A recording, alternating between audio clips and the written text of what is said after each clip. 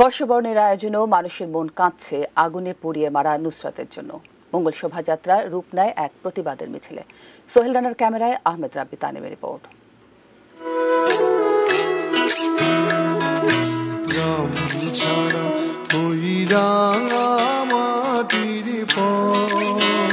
বৈশাখ মানেই তীব্র দাবদাহ, ঝড় তুফান, ঈশান কোণে খণ্ড খণ্ড মেঘের খেলা, মাতাল হাওয়া, থেমে থেমে মেঘের গর্জনের সাথে বিদ্যুতের ঝলকানি।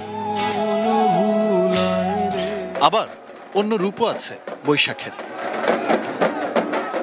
বৈশাখ আপোষহীন, এর প্রবাহমানতা সর্বব্যাপী এবং সর্বগ্রাসী। অনাচার, ব্যভিচার ও অত্যাচারীদের ধ্বংস করে এক সুন্দর পার্বণ মুখর মানবতাবাদ প্রতিষ্ঠা করতেই সাধারণের মঙ্গল শোভাযাত্রা। নতুন বছরকে স্বাগত জানানোর জন্য এই মঙ্গল শোভাযাত্রায় এবার অন্যায়ের এক প্রতিবাদের নাম হয়ে এসেছে নুসরাত। নুসরাত যেন রয়েছে বৈশাখের শোভাযাত্রার অগ্রভাগে, সাধারণের মনে, চিন্তা, চেতনায় প্রতিবাদের এক বিমূর্ত প্রতীক হয়ে। বেঁচে থাকলে হয়তো নির্মল পৃথিবীর জন্য নববর্ষেরই জয়গান গাইত সাহসী নুসরাত।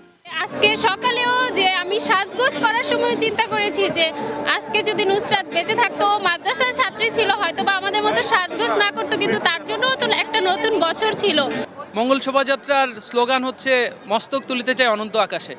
তো এই মঙ্গল শোভাযাত্রা এভাবে অংশগ্রহণ করাই হোক নুসরাতকে মনে করা।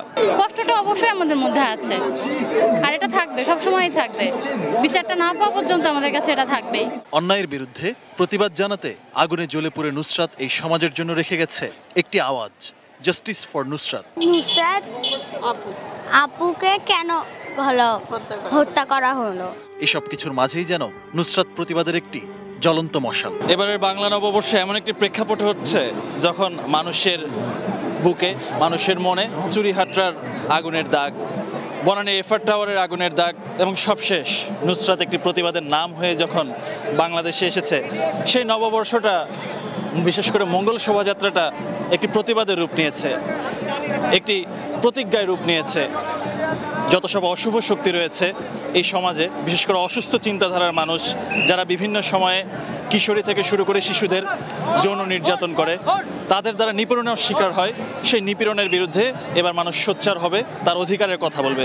নুসরাতের মধ্যে যে প্রতিবাদের ভাষা উঠেছিল সেটি সাধারণ মানুষের ভিতরে একসাথে গর্জে উঠবে, এমনটাই প্রত্যাশা সাধারণ মানুষের। আহমেদ রাব্বি তানিম, ATN নিউজ, ঢাকা।